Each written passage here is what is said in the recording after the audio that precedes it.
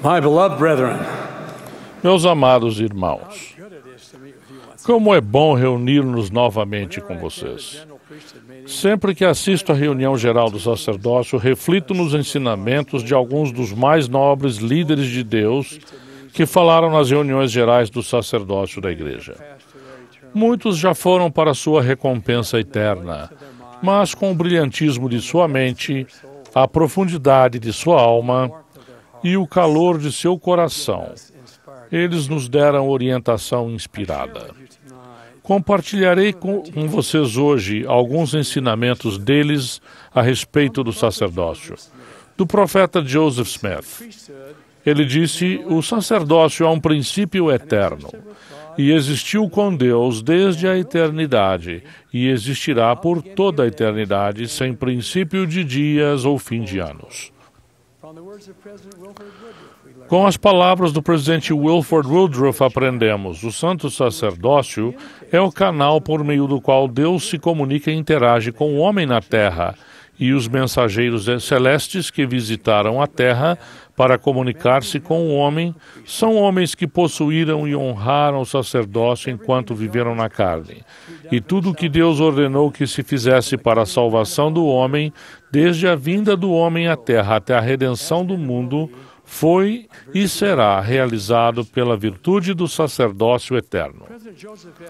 O presidente Joseph F. Smith esclareceu ainda mais: o sacerdócio é o poder de Deus delegado ao homem, pelo qual este pode agir na terra para a salvação da família humana, em nome do Pai, e do Filho e do Espírito Santo, com legitimidade, sem presumir essa autoridade, sem tomá-la emprestada de gerações que se foram, mas a autoridade que foi concedida nestes dias em que vivemos, pela ministração de anjos e de espíritos do alto, diretamente da presença do Deus Todo-Poderoso. E por fim, do presidente John Taylor: o que é o sacerdócio? É o governo de Deus, seja na terra ou no céu. Pois todas as coisas na terra e no céu são governadas por meio dele, de seu poder, decisão e princípios. E é por intermédio desse poder que tudo se sustém. Ele governa tudo, controla tudo, sustenta tudo e está presente em tudo o que tem relação com Deus e com a verdade. Quão abençoados somos por estar aqui nestes últimos dias, quando o sacerdócio de Deus está na terra. Quão privilegiados somos por ser portadores desse sacerdócio. O sacerdócio não é apenas um dom, mas um encargo de servir, um privilégio de elevar e uma oportunidade de abençoar a vida das pessoas. Essas oportunidades vêm acompanhadas de responsabilidades e deveres. Amo e valorizo a nobre palavra dever e tudo o que ela implica. Em vários cargos, em diversas situações, tenho assistido às reuniões do sacerdócio há 72 anos, desde que fui ordenado diácono aos 12 anos de idade. Sem dúvida, o tempo passa. O dever acompanha o ritmo dessa marcha. O dever não se obscurece nem diminui. Conflitos catastróficos vêm e vão, mas a guerra travada pela alma dos homens prossegue sem se arrefecer. Como um toque de trombeta, chega a palavra do Senhor para todos nós, para vocês e para mim, portadores do sacerdócio no mundo inteiro. Portanto, agora todo homem aprenda seu dever e a agir no ofício para o qual for designado com toda a diligência. O chamado ao dever veio a Adão, a Noé, a Abraão, a Moisés, a Samuel, a Davi. Veio para o profeta Joseph Smith e para cada um dos seus sucessores. O chamado ao dever veio ao jovem Nefe, quando foi instruído pelo Senhor, por intermédio de seu pai Leí, a voltar a Jerusalém com seus irmãos para obter de Labão as placas de latão. Os irmãos de Nefe reclamaram, dizendo que era uma coisa difícil aquilo que se pedia deles. Qual foi a resposta de Nefe? Ele disse, e eu cito, eu irei e cumprirei as ordens do Senhor, porque sei que o Senhor nunca dá ordens aos filhos dos homens, sem antes preparar um caminho, pelo qual suas ordens possam ser cumpridas. Quando o mesmo chamado vier a nós, a vocês e a mim, qual será a nossa resposta? Será que vamos reclamar como fizeram Labão e Lemuel, dizendo, é uma coisa difícil aquilo que nos foi pedido? Ou será que, tal como Nefe, declararemos individualmente, eu irei, eu farei? Será que estaremos dispostos a servir e a obedecer? Às vezes a sabedoria de Deus parece tolice ou simplesmente difícil demais, mas uma das maiores e mais valiosas lições que podemos aprender na mortalidade é que quando Deus fala e o homem obedece, esse homem está sempre certo. Quando penso na palavra dever e em como o cumprimento do dever pode enriquecer nossa vida e a de outras pessoas, relembro as palavras escritas por um renomado poeta e escritor. Eu dormia e sonhava que a vida era alegria. Despertei e vi que a vida era serviço. Servi e vi que o serviço era alegria. Robert Louis Stevenson expressou isso de outra forma, dizendo, sei o que é a satisfação, porque fiz um bom trabalho.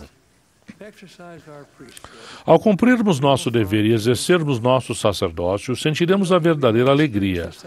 Vivenciaremos a satisfação de ter concluído nossas tarefas.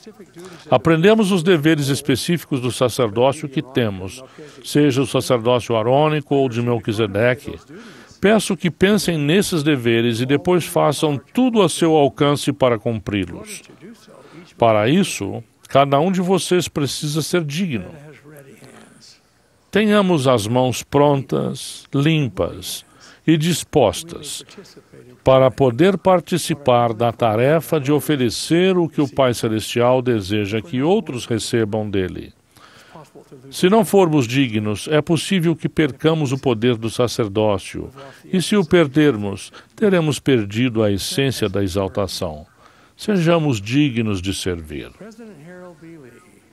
O presidente Harold B. Lee, um dos maiores professores da igreja, disse, quando um homem se torna portador do sacerdócio, torna-se um agente do Senhor. Ele deve encarar seu chamado verdadeiramente como o serviço do Senhor. Durante a Segunda Guerra Mundial, no início de 1944, aconteceu algo envolvendo o sacerdócio, quando os fuzileiros navais dos Estados Unidos tomaram o atol de Kwajalein, que faz parte das Ilhas Marshall, no Oceano Pacífico, entre a Austrália e o Havaí. O que aconteceu estava relacionado a um correspondente que não era membro da igreja e trabalhava para um jornal do Havaí.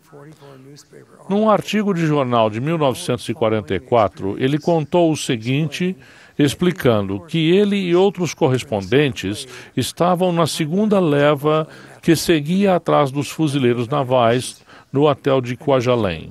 Ao avançarem, viram um jovem fuzileiro boiando com o rosto para baixo, sem dúvida, gravemente ferido.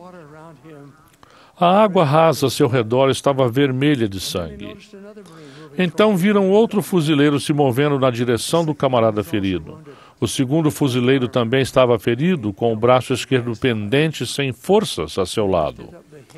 Ele ergueu a cabeça do que estava flutuando na água para impedir que se afogasse. Com pânico na voz, gritou por socorro.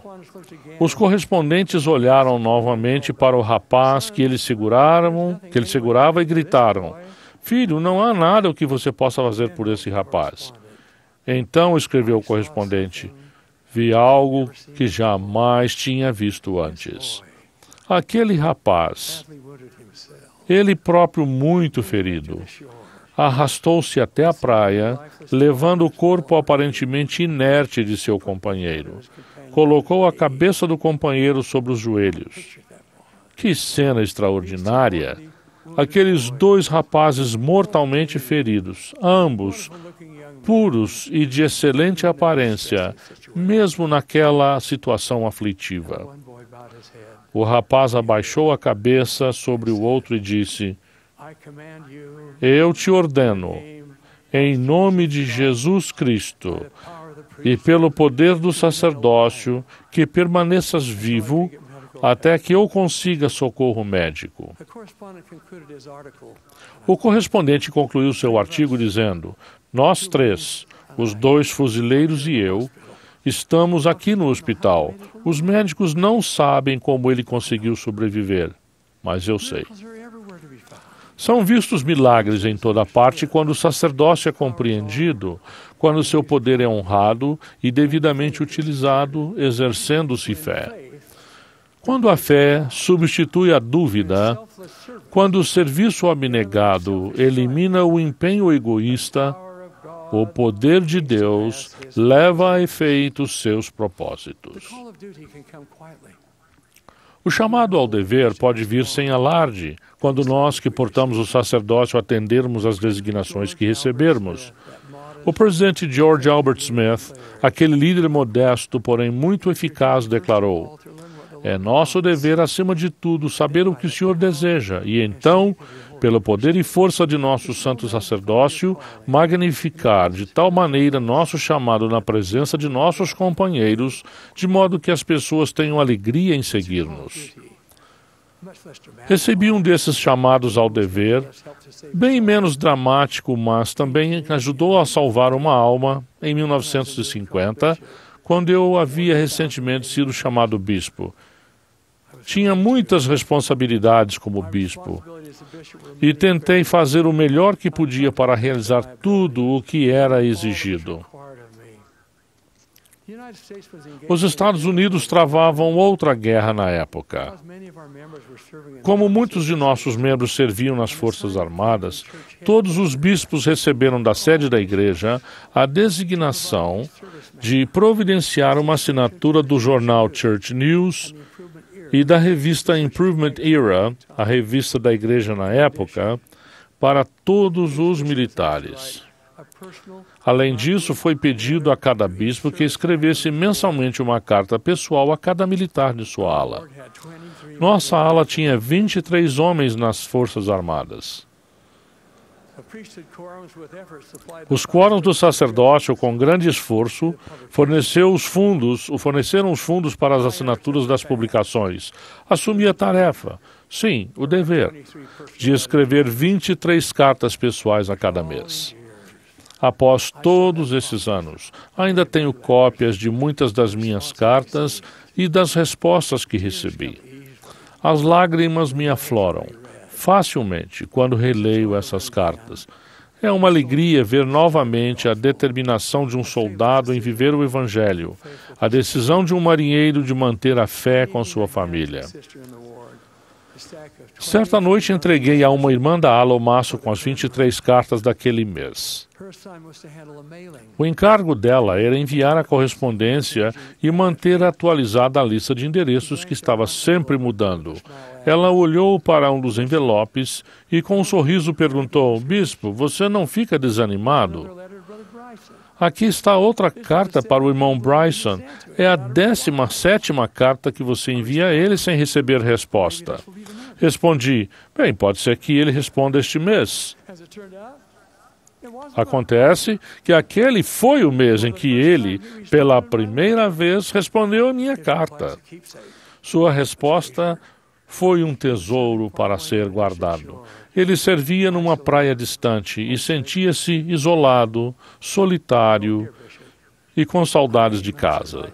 Ele escreveu: querido bispo, não sou muito de escrever cartas. Eu poderia ter dito isso a ele vários meses antes.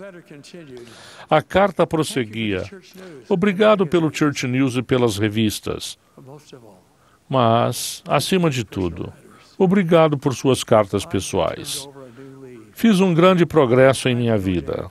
Fui ordenado sacerdote no sacerdócio arônico. Sinto o coração cheio. Sou um homem feliz.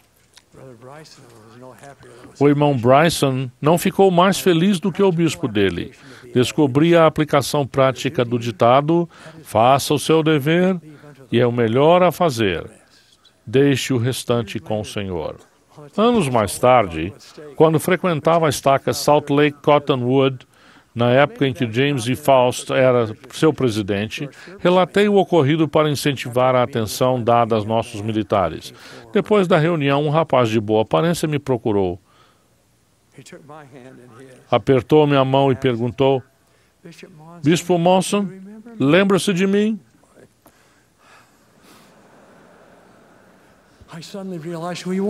De repente percebi quem era ele. Irmão Bryson, exclamei, como vai? O que está fazendo na igreja? Com emoção e visível orgulho, ele respondeu: vá muito bem, sirvo na presidência de meu quórum de elders. Obrigado novamente por sua preocupação comigo e pelas cartas pessoais que me enviou e que ainda guardo com carinho. Irmãos, o mundo precisa de nossa ajuda. Será que estamos fazendo tudo o que devemos? Será que nos lembramos das palavras do presidente John Taylor? Caso não cumpram o seu chamado honrosamente, Deus o considerará responsáveis pelas pessoas a quem poderiam ter salvado se houvessem feito a sua obrigação.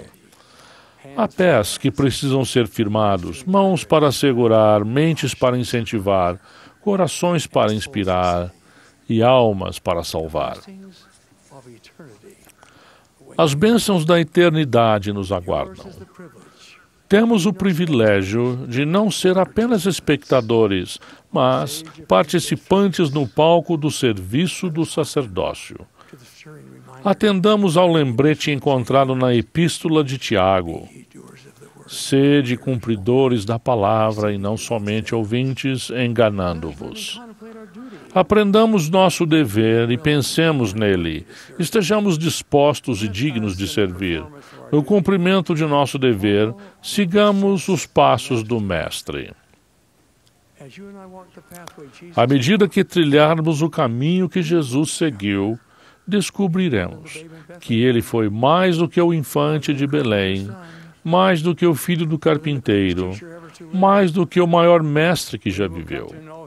Viremos a conhecê-lo como Filho de Deus, nosso Salvador e nosso Redentor. Quando a ele veio o chamado ao dever, respondeu: Pai, faça-se a tua vontade, e seja a tua glória para sempre. Que cada um de nós faça o mesmo.